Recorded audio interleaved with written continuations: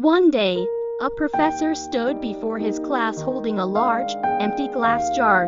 Without saying a word, he filled the jar with large rocks.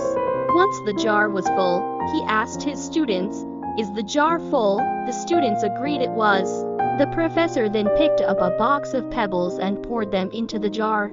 He shook the jar lightly, and the pebbles rolled into the open spaces between the rocks. Again, he asked the class, "Is the jar full now?"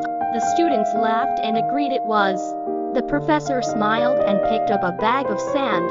He poured the sand into the jar, filling up the remaining spaces. He asked once more, "Is the jar full?" The students said, "Yes, now it's full."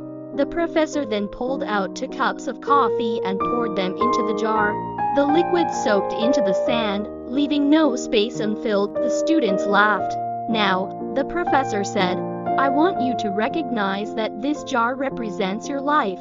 The rocks are the most important things: your family, health, passions, and dreams.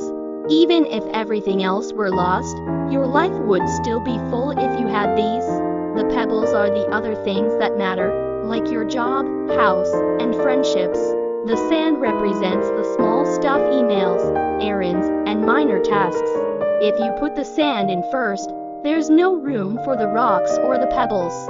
One of the students raised her hand and asked, "What about the coffee?" The professor chuckled. "I'm glad you asked. No matter how full your life may seem, there's always room for a cup of coffee with a friend." The lesson?